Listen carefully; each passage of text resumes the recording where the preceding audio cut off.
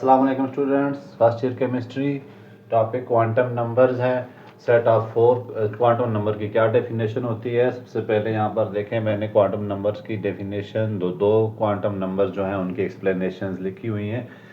तो quantum number basically होते क्या हैं, सेट ऑफ फोर नंबर्स हैं। ये चार नंबर्स हैं जो कि डिस्क्राइब करते हैं किसी भी इलेक्ट्रॉन की पोजीशन और उसकी एनर्जी किसी एटम में। यानी इलेक्ट्रॉन कहाँ पर है, उसके पास कितनी एनर्जी है, ये सारा कुछ कौन बताएगा। चार क्वांटम नंबर हैं हमारे पास, चार नंबर्स हैं वो बताएंगे। और इन नंबर्स को कहा जाता है क्वांटम नंबर्स, यानी वो नंबर्स जो कि किसी भी इलेक्ट्रॉन की एनर्जी और उसकी पोजीशन किसी भी एटम में बताएंगे। ठीक है, तो चार क्वांटम नंबर होते हैं। पहला क्वांटम नंबर है principal quantum number. Principal quantum number को डिनोट किया जाता है एन से। It describe the shell of electron. आपको याद होगा, आपने छोटी क्लासेस में पढ़ा था बोहर मॉडल। बोहर मॉडल ने आपको बताया था कि इलेक्ट्रॉन जो हैं वो मूव करते हैं फिक्स ऑर्बिट्स में, जिनको फिक्स रास्तों पे, जिनको हम क्या कहते हैं, शेल। ठीक है, और उन शेल्स के नाम भी दिए थे, पहला शेल के, दूसरा एल, तीसरा एम। तो ये क्वांटम नंबर बेसिकली शेल्स को बता रहा होता है, describe the shell of electron, यानी जो शेल्स हैं उनकी कैसी जो पोजीशन है, कैसी है, शेप कैसी है। इसके बाद it gives number of electron in n orbit. किसी भी ऑर्बिट में इलेक्ट्रॉन्स की जो नंबरिंग होती है वो हमें बताता है। किस फार्मूले से बता रहा है, 2n² से। ठीक है, किस ऑर्बिट से, 2n²। n हमारे पास क्या होता है, नंबर ऑफ ऑर्बिट होते हैं। फॉर एग्जांपल, मैं पहला ऑर्बिट में देखना चाहता हूँ कितने इलेक्ट्रॉन हैं, तो कितने इलेक्ट्रॉन आएंगे, 2। n की जगह मैंने 1 पुट कर दिया। दूसरे ऑर्बिट में मैं देखना चाहता हूँ तो 2 2s are 4, 4 2s are 8। दूसरे ऑर्बिट में कितने इलेक्ट्रॉन्स हैं, 8 इलेक्ट्रॉन हैं। इसी तरह अगर मैं तीसरे शेल में या ऑर्बिट में देखना चाहता हूँ कितने इलेक्ट्रॉन हैं, तो कितना आंसर आ जाएगा, 18। इसी तरह अगर आप चलते जाएं, 4 ऑर्बिट में देखना चाहते हैं कितने इलेक्ट्रॉन आ सकते हैं जी, 32। तो ये इस फार्मूले से हमें बता रहा है क्वांटम नंबर, किसी भी शेल में कितने इलेक्ट्रॉन हो सकते हैं, आ सकते हैं। उसके बाद तीसरी चीज़ क्या बता रहा है, it gives maximum number of orbitals. तो आपको पता है ऑर्बिट्स के अंदर शेल्स होते हैं, सब शेल होते हैं, और सब शेल में क्या होते हैं, फिर ऑर्बिटल्स होते हैं। Number of orbitals in n orbit by n²। अब इस फार्मूले को थोड़े से समझने की आपको ज़रूरत है। अब ये इसको हम देखते हैं कि हमें कैसे पता चलेगा कितने, किस शेल में कितने ऑर्बिटल्स हैं। फार्मूला हमारे पास है n²। ठीक है, n अगर आपके पास सपोज करें 1 है, तो फिर नंबर ऑफ ऑर्बिट कितने होंगे, 1 होंगे पहले शेल में। यानी कि शेल में कितने ऑर्बिट आ सकते हैं, ऑर्बिटल्स कितने आ सकते हैं, 1 आ सकते हैं, ऑर्बिट नहीं, ऑर्बिटल्स। कैसे तो आप पहले ऑर्बिट को देखें, उसमें 2 इलेक्ट्रॉन आ सकते हैं, तो उसमें क्या होता है, s ऑर्बिटल होता है। s जो है वो एक ही इसमें आएगा, 1s, 2s कभी भी नहीं होगा।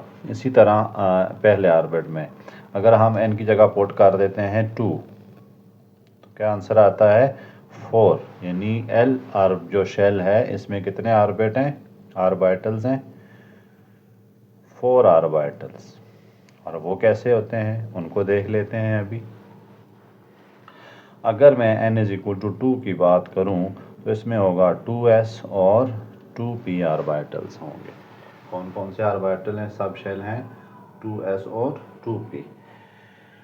ओके, अब 2s को तो चलें छोड़ें, एक ही होता है, लेकिन p की बात करें तो 2px, 2py और 2pz कुल मिला के कितने बन गए हैं, 4 ऑर्बिटल बन गए हैं। तो l शेल में 4 ऑर्बिटल होंगे इस फार्मूले के तहत। आगे चलते हैं हम। अगर हम पुट कर देते हैं n=3, थर्ड ऑर्बिट की बात करते हैं m की, तो कितना आंसर आ रहा है, 9। अब देखते हैं 9 कैसे होते हैं, 3s, 3p और 3d।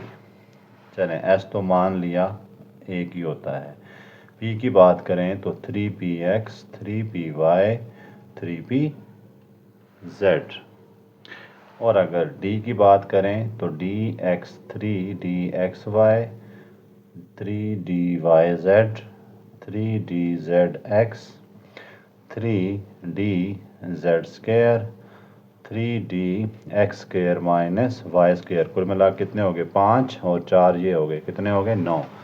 तो आपने देखा तीसरे ऑर्बिट में, तीसरे शेल में कितने ऑर्बिटल्स आ रहे हैं जी, 9 ऑर्बिटल्स आ रहे हैं।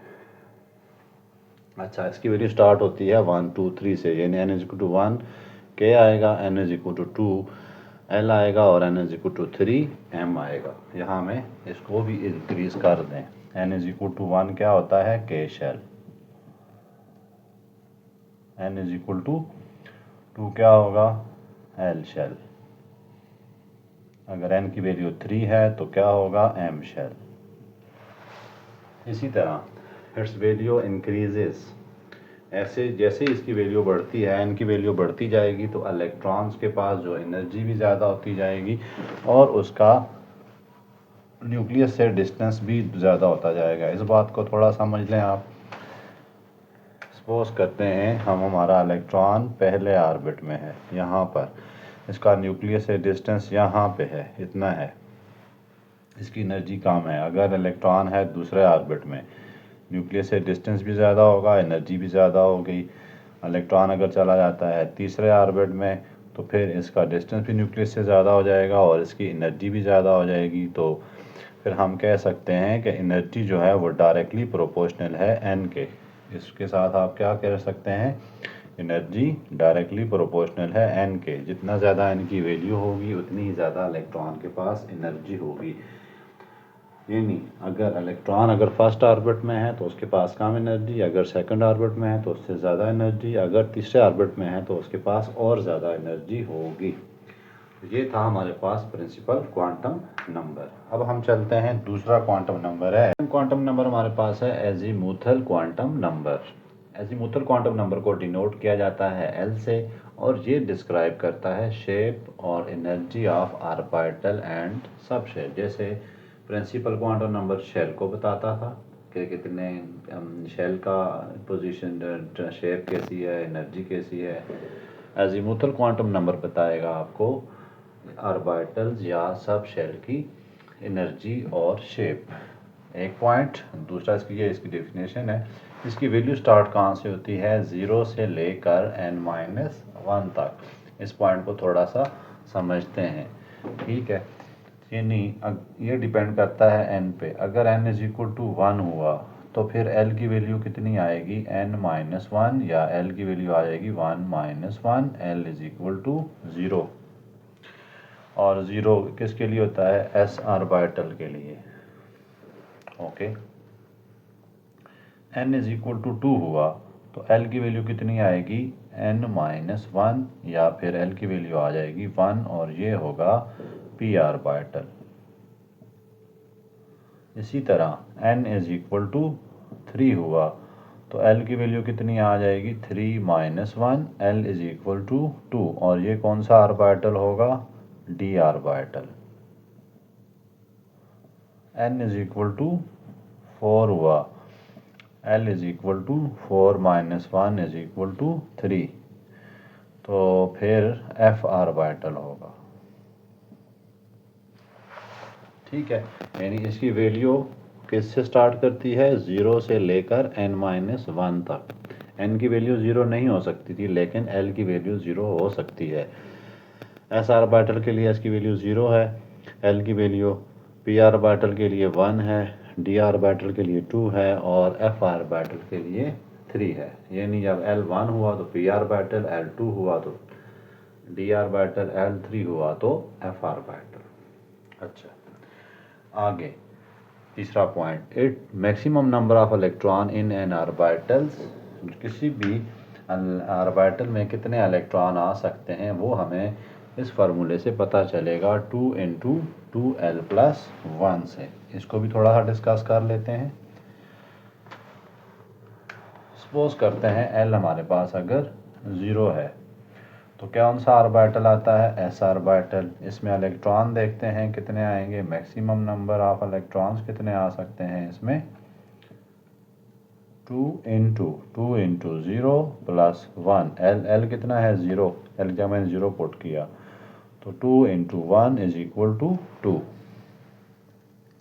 पी ऑर्बिटल की बात करते हैं। पी ऑर्बिटल के लिए एल इज इक्वल टू 1 होता है, तो पुट करते हैं 2 into 1 plus 1 is equal to 2 into 3 is equal to 6। तो पी ऑर्बिटल में कितने इलेक्ट्रॉन आ सकते हैं? ज़्यादा से ज़्यादा 6।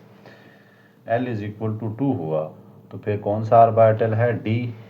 2 into 2 plus 1 is equal to 2 into कितना आ जाएगा? 5 इज इक्वल टू 10। देखें 2 टू ज़र 4 plus 5। L is equal to 3 हुआ, तो डी की वैल्यू एफ ऑर्बिटल होगा। फिर कौन सा ऑर्बिटल आएगा? एफ। फार्मूले में पुट करते हैं इसको, 2 into 3 plus 1 is equal to 2 into 7 is equal to 14। तो आपने देखा एस ऑर्बिटल में ज़्यादा से ज़्यादा 2 इलेक्ट्रॉन आ सकते हैं, पी में 6, डी में 10, एफ में 14। ओके। अच्छा, अब अगर आपको n दिया हो तो आपको l की वैल्यू निकाल तो सकते हैं, लेकिन उसमें कितने होंगे आपके पास? जो ऑर्बिटल्स हैं वो कितने होंगे? Okay, n is equal to, मैं 2 से डिस्कस करता हूँ। 2 में क्या क्या होगा? 2s और 2p। 2s के लिए l0 और p के लिए 1। तो कितने ऑर्बिटल आ गए इसमें? l की वैल्यू कितनी आ गई? 0 और 1। n इज इक्वल टू 3 हुआ, तब क्या होगा?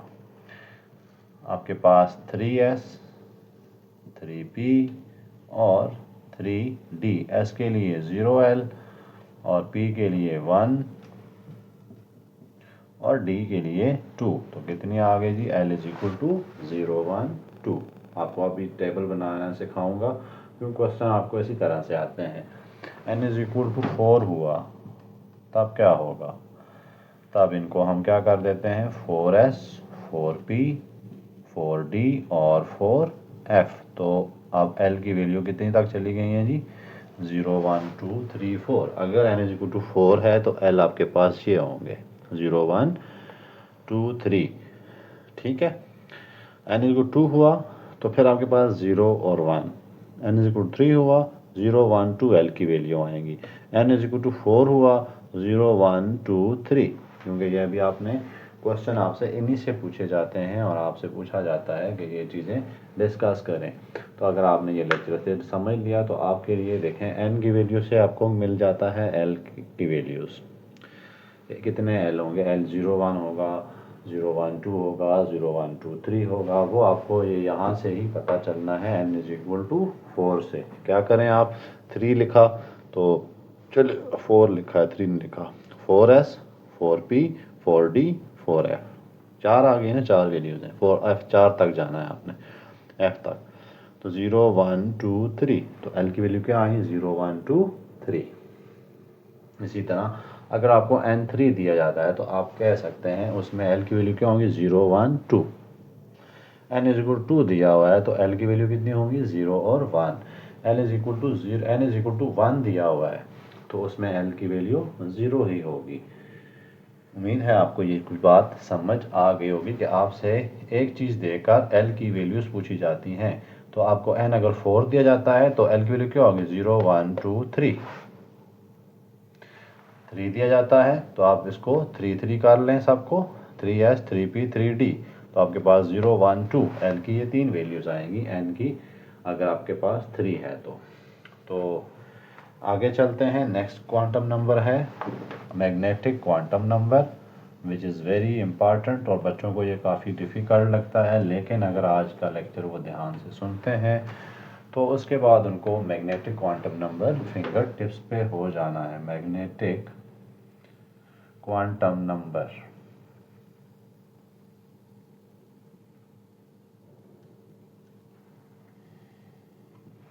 तो बच्चों जो मैग्नेटिक क्वांटम नंबरों को उसको डिनोट करते हैं स्मॉल m से। पहली बात ये होगी ये हमें बताता है ओरिएंटेशन। क्या बताता है? ओरिएंटेशन ऑफ इलेक्ट्रॉन और सॉरी ओरिएंटेशन ऑफ ऑर्बिटल्स। ये हमें बताएगा ओरिएंटेशन ऑफ ऑर्बिटल्स, यानी ऑर्बिटल्स की ओरिएंटेशन क्या है, कहाँ पर, इन मैग्नेटिक फील्ड। या फिर आपको सिंपली पूछ सकते हैं, बता सकते हैं कि किसी भी ऑर्बिटल की कितनी मूवमेंट्स होंगी। ओरिएंटेशन का मतलब पोजीशन, किस हालत में होगा वो। एक तो हमें ये चीज़ बता रहा है और दूसरी चीज़ हमें क्या पता चलती है, नंबर ऑफ ऑर्बिटल्स। इससे क्या पता चलते हैं, नंबर ऑफ ऑर्बिटल्स कितने होंगे।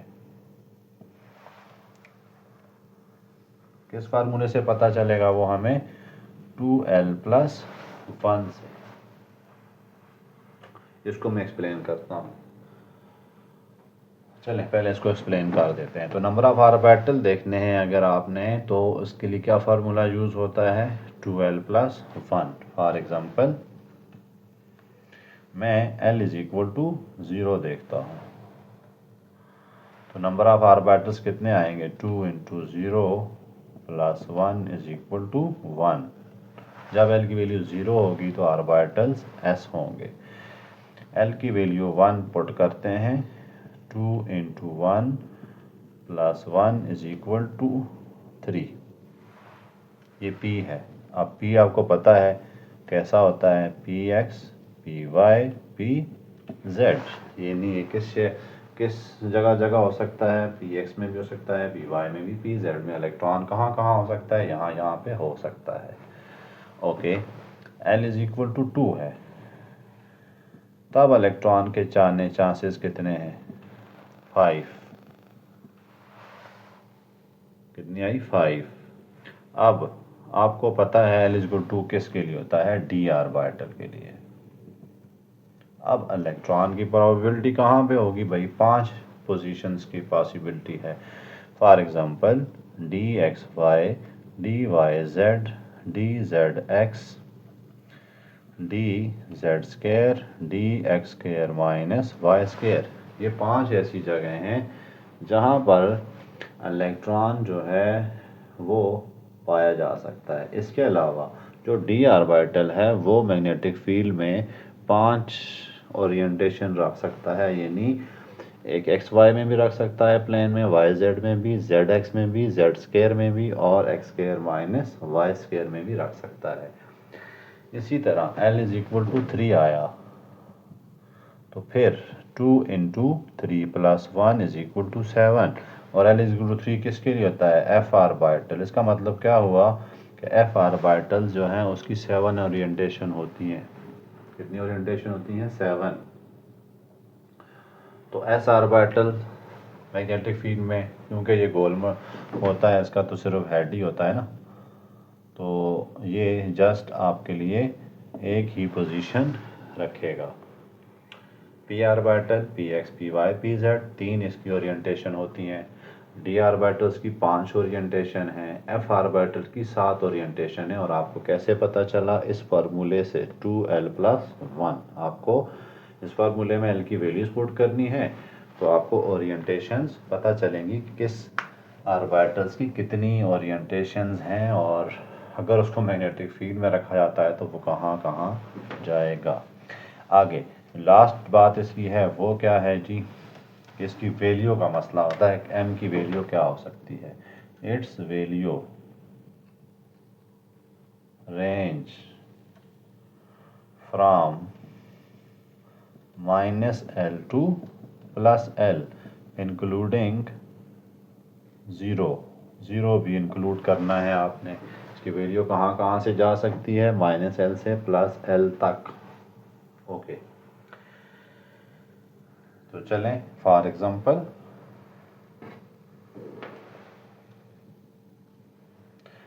हमें अगर l की वैल्यू दी जाती है 0, तो -0 फिर 0 और +0। अब -0 +0 की तो कोई वैल्यू नहीं होती, तो हमें कहते हैं 0 है।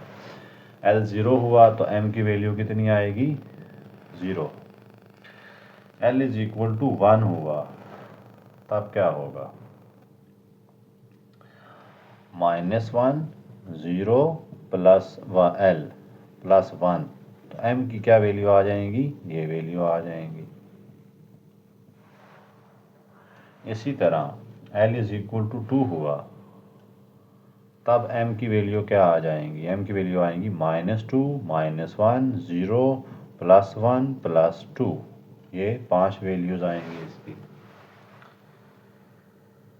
Okay, L is equal to 3 हुआ तब क्या होगा? M की वैल्यू क्या आएंगी? -3 -2 -1 0 plus 3 plus 2 plus 1 plus 2 plus 3।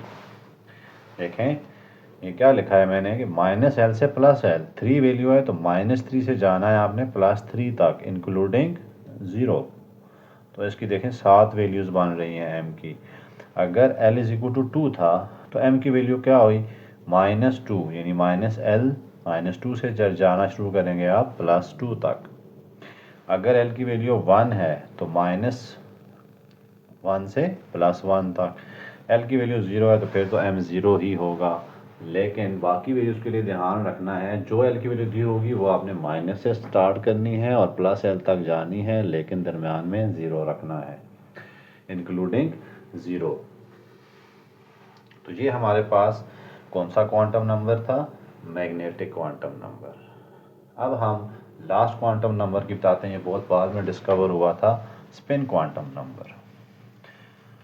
देखें इस जितने भी क्वांटम नंबर्स हैं ना वो असल में इलेक्ट्रॉन का पता चलाने के लिए यूज़ होते हैं कि इलेक्ट्रॉन कहाँ पे है ऐसी बेसिकली, क्योंकि जो हाइजेंसबर्ग अनसर्टेनिटी प्रिंसिपल के मुताबिक इलेक्ट्रॉन जो है उसकी हम या तो पोजीशन बता सकते हैं या फिर मोमेंटम बता सकते हैं या वेलोसिटी बता सकते हैं।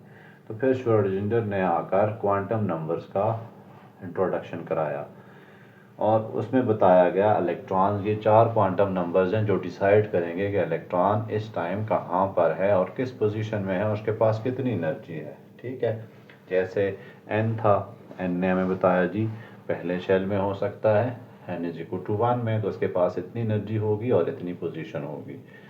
अगर n इज इक्वल टू 2 हुआ तो वो उसके पास इतनी एनर्जी यानी L शेल में होगा और इतनी एनर्जी होगी। अगर n इज इक्वल टू 3 है तो वो M शेल में होगा, उसके पास इतनी एनर्जी होगी एंड सो ऑन। ऑर्बिटल्स की बात आपको पता है, शेल के अंदर सब शेल होते हैं, सब शेल के अंदर ऑर्बिटल्स होते हैं। तो फिर देखा गया कि वो किस ऑर्बिटल में होना चाहिए उसको, तो n की वैल्यू से उसका शेल का पता चला, शेल से पता चला सब शेल्स का, और उसके बाद आ जाता है मैग्नेटिक क्वांटम नंबर के कहाँ पर इस टाइम मैग्नेटिक क्वांटम नंबर में वो कहाँ पर हो सकता है, कितनी जगह है उसके पास। अब आ जाता है magnetic spin quantum number last में। तो लास्ट में क्या है? Spin quantum number. जैसे कि आपको नाम से पता चल रहा है, स्पिन क्वांटम नंबर हमें बताएगा spin off electron in orbital.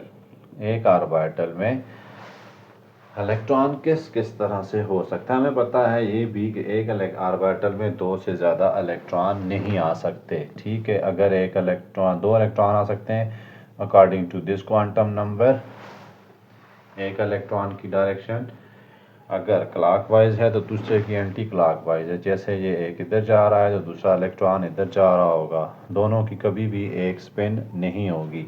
So spin off quantum number के मुताबिक इलेक्ट्रॉन अगर एक ऑर्बिटल में 2 हैं तो उनकी स्पिन +12 एंड -12 हो सकती है।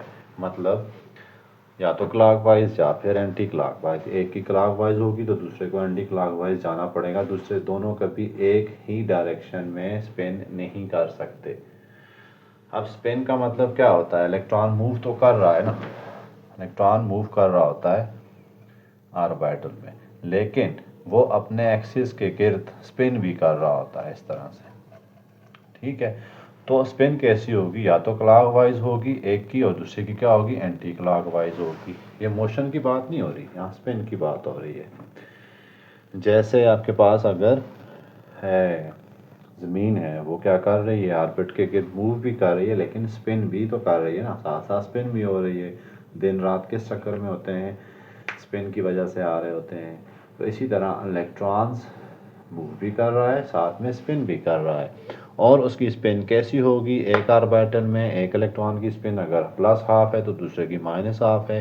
यानी एक इलेक्ट्रॉन अगर क्लॉकवाइज मूव कर रहा है तो दूसरा एंटी क्लॉकवाइज मूव कर रहा है। यही हमें स्पिन क्वांटम नंबर बताता है।